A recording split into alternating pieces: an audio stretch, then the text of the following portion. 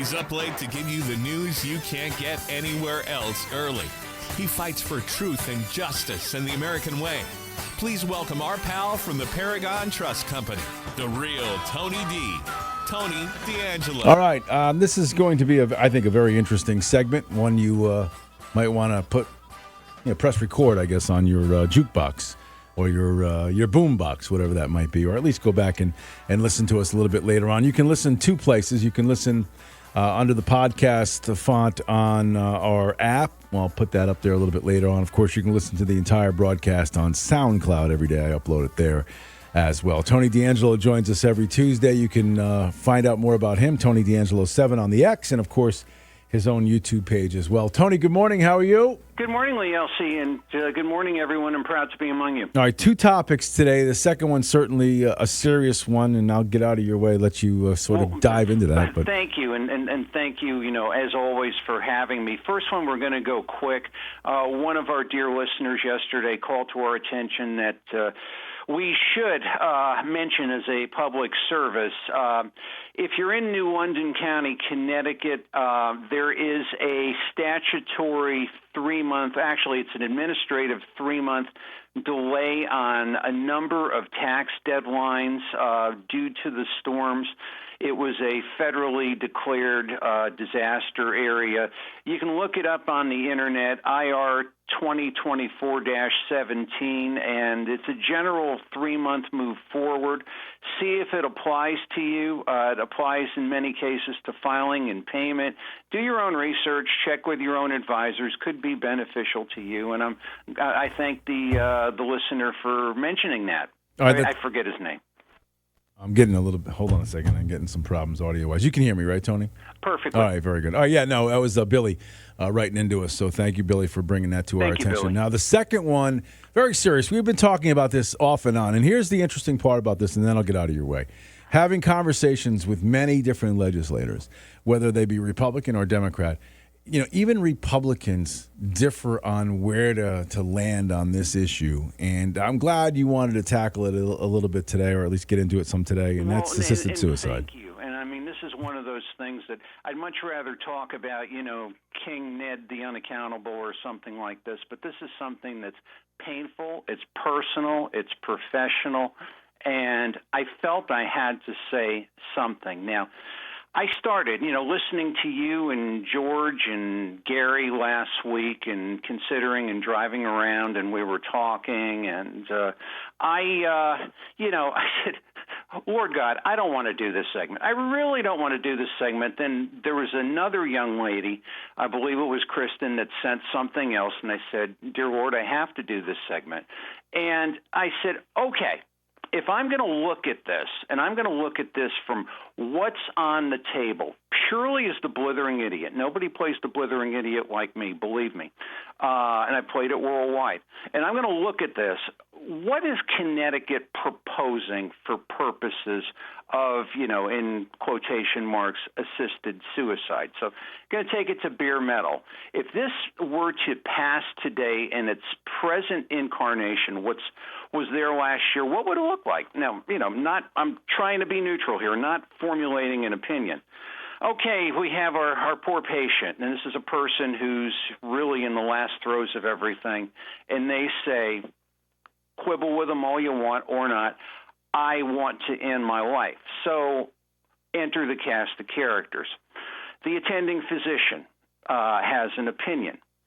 We have to have a consulting physician who has an opinion. We have to have probably 2 counselors that have opinions. We have healthcare providers, and it starts off with the patient making a declaration and 15 days later coming back and making the declaration. What if somebody doesn't like the declaration? You didn't dot the I, you didn't cross the T, and where all this comes in. So basically, we're dealing with a very sick person. You could argue that 9 different ways. And I immediately became violently angry, Lee Elci, because Connecticut's answer to everything is always, let's set up a program, a bureaucracy, a procedure. Let's get 5 or 6 disparate bureaucratic things going every single which way, and this person in their hour of need is waiting for this thing to come down, and we're going to create a cottage industry. Now think, we've created a couple. We've got litigation. What if the person saying, well, I didn't like what that doctor says? Well, we got to go to court. How long are we going to wait in court? And. Think the lobbying groups. I mean, how many freaking bureaucrats do we want to get to dance on the head of a pin? This is like so typical. And when you get so many different players in anything, I don't care if it's a business deal. I don't care if it's a commercial real estate closing. I don't care if it's a complicated estate. You have screw-ups. People are imperfect. So, you start with this 15-day waiting period, and then you're going to introduce two doctors. What if one disagrees with the other? And then you're going to introduce counselors. What if they screw up or die or go on vacation or something like that? This is the human condition. So I look at this and I immediately say, welcome to my state. This is how my state does things. So if there is a solution here, I submit to you, this mess is not it. It should be defeated on that premise alone. I'll even go as far as to say this. This is how angry I am about this. Any elected official that buys into this mess in any way, shape, or form should be voted out of office. You're brainless and you're insensitive. Do you realize the horror that you're creating to a person who is in that position, whether you agree with what they're doing or not? I'm sorry. I'm angry about this. The two worst places to be, let me tell you something, from long and bitter experience, anywhere in any person's life, are the legal system and the medical system. And from one working in the legal system, I'm the first one to tell you, okay? But basically, I mean, we all have to go there, but these are places you don't want to be. So then we say to ourselves, and I was listening to Gary, God bless him, and it's like he said, well, why do we have this level of complication? Well, what if, and Gary gave a great analysis of this, what about, a nephew and it's Uncle Charlie, and he wants to see Uncle Charlie get knocked off so he could get what Uncle Charlie has. The one problem with that is you've got people on the other side of this thing. What about the doctor that needs to make a mortgage payment? I'm sorry, this is where we live. What about, the psychiatrist that's got to send his kid to school? The problem is this particular mess doesn't cut it. There's too many opportunities here for bureaucracy and human frailty. So it goes on. So this is bad law. This is not good. And I'm going to further submit here, the government has got no business in these decisions, none whatsoever. You don't believe me? Look at Canada. Look at what's happening in Canada right now.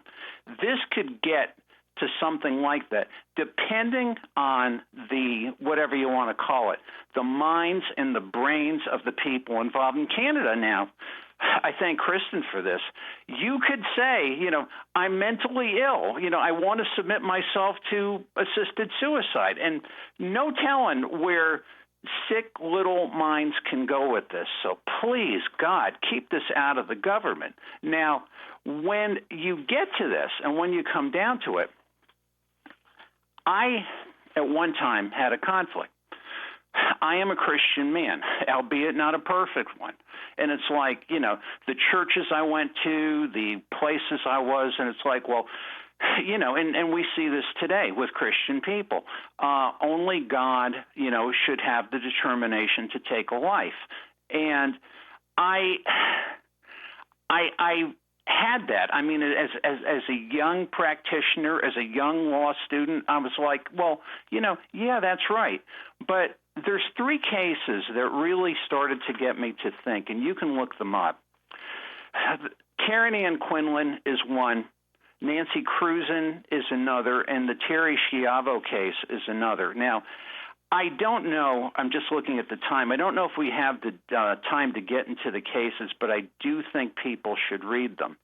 Karen Ann Quinlan is probably the one that hit me the most, because this was a young girl who was doing barbiturates and liquor at a party. She fell into a coma, and her parents, who were devout Catholic people, wanted to get her removed from life support. there was a pushback from the church and the hospital and everything else. They finally did, but she lived on her own for 8 years. Now, my first wife, Jean, was always paranoid about this because Jean was a young Irish-American female, and she would say to me, don't ever let me be like Karen Ann Quinlan, and the Nancy Cruzan case, similar thing. The big thing in these cases and the Terry Schiavo case, these people did not have advance directives. In this jurisdiction, they're called healthcare proxies. Some places they're called living wills. I'm not only a believer in living wills, I am adamant about the fact that everyone should have a living will. This is a discussion. If you haven't had it today with your spouse or with those around you, it's like, do you want to be kept alive under any single circumstance, or is there a point in your life where you say, okay, I really don't want to. I don't want to burden my family. And you know something, Lee Elci? That is a personal determination. I do not have the right to make it for somebody else, and somebody else, I don't want them making that determination for me. And when you actually look at it, there's a number of people in my life, clients, friends, several wives. I'm married for the second time. And the people, it dawned on me the other day, the people with the most, shall I say, independent drive, education, integrity, the people I would trust the most, to a man or to a woman, they have all chosen, the thing of they want to die as they live. They wanted to die in dignity, and they wanted to die in, when the time came, they were ready. Now, I realize there's a lot of, Christian people who are listening to me and saying, how dare you? How dare you say such a thing? And it's like, I'll say several things. Have you ever been there? Have you ever been in that situation? Have you ever counseled a father who's been given a couple of months to live in the hospitals proposing, you do this, you can do all this other kind of stuff? Father saying, look, I bought this home. I paid for this home. I've got an insurance policy. I want my kids to go to school. And, I do not want to be a burden upon them. And my mission in life was what I did. I'm ready. If that is my place to go, that is where I wish to go. And, it's like this is a real thing. And the thing is, most of the people, and a lot of good, well-meaning Christian people will say, well, this should be, there's options and there should be more public funding. Yeah, great, man. Who's going to pay for it? If you give me that answer, I will give you, I will say you're correct. But the thing is, if you go to the scriptures, if you go, Jacob in the Old Testament, he gave every single one of his kids, he adopted people, gave them a blessing, said, hey, guys, I'm out of here, died in his own terms. Paul the Apostle said to Timothy, I believe it's 2 Timothy 4:6, I'm ready to be offered up. I'm ready. This is my time. I fought the good fight. I've finished the course. I've done what I've needed to do. And the thing is, Paul the Apostle was delivered from death twice. First it was the angel, then it was the people praying. Plus he was a Roman citizen. He had a right to a trial when he was in prison. He chose not to do it. So it's like, Paul the Apostle made a choice. So like many times I get into fights with Christians. I say, look, don't fight with me. Fight with Paul the Apostle. It's just the point of what I'm saying is actually twofold, and I realize our time is kind of, drawing short. I've got so many notes on this, it's unbelievable. The choice of one's life or death should be on their terms. You don't have to agree with me. You're not going to change my mind, but I don't want you to I don't want you to do something that is that you don't want to do. Do what you want. It's just that this bureaucratic, horrific mess, and James Naughton has been on your show twice, been on our show twice. He's probably going to come again. Wonderful man, great actor. I know people that know him and know his brother. He's got no idea what he's talking about here, Lee Elci, because if this is a solution, it creates a greater problem on top of the mess that it already is. And then, so then it comes down to me. It's like, what is your solution, Tony D'Angelo, if this is so horrible? I started to study what they were doing in South Africa.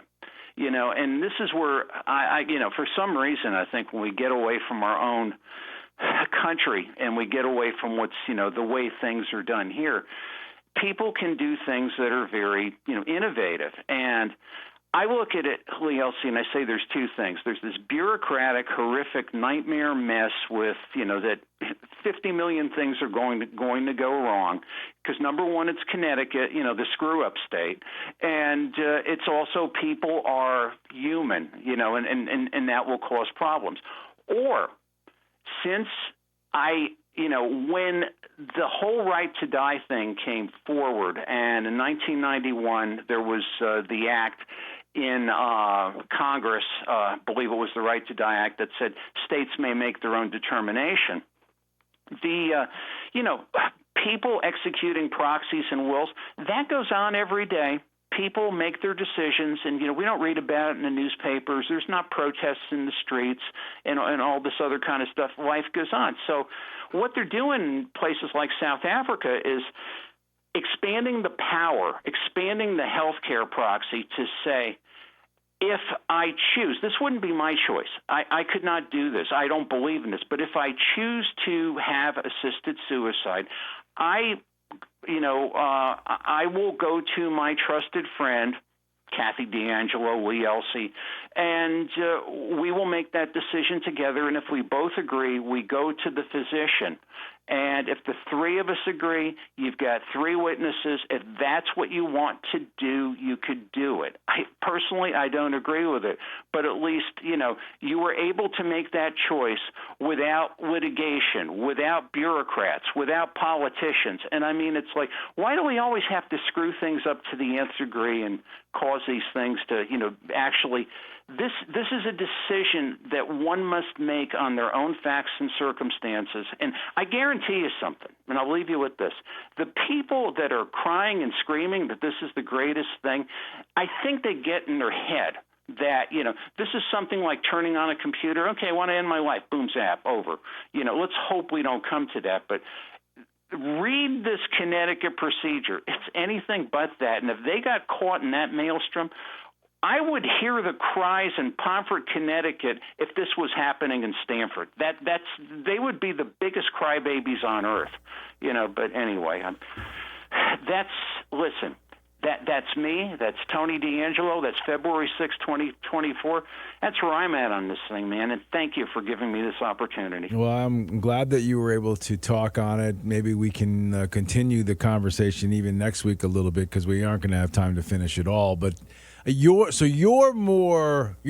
bigger problem is with, at least on the surface, the number or the onset is that you don't like the way it's drawn up more than anything. Is that the legislative option is wrong? Period. End of story. The option should be with a proxy. And then you might come to me and say, well, what if you choose a bad proxy or something? Listen, people get into bad marriages. People get into bad business deals. Yeah. People get into bad car purchases. I mean, are we going to so legislate people to where they can't do anything for themselves? I know that there's a lot of people that want to do this, that think government's the solution for everything, but believe me, man, it isn't. You've got to make your right choices. And if Lee Elci's going off the wall. I mean, he may want to kill me and get my money. Then I can make a choice, right? I can choose Bob Lazari. It might be worse. Yeah. I don't know. But it's yeah, but let me ask you this question, and we got like 90 seconds. Why is suicide illegal? Why is suicide illegal? I think it was our dignity of human life and wanting the dignity of human life through the years that caused it to be illegal. And I think, again, this is a decision that everyone must make for themselves. Why don't we do this? Why don't we just throw the phone open and just have people call, and they could tell me what they like, what they don't like, where we could talk about it, and, or maybe I'll even come down. All right, we could broach that subject. Yeah, we'll talk off there and see if we can't make that work, because, if we do it on the phone, it'll be tying up one of the lines. We'll see. Yeah, okay. We'll talk off there, because I do think this is a topic that we can spend a lot of time on, because I don't know if there is an answer. That's my 2 cents for what it's worth. All right.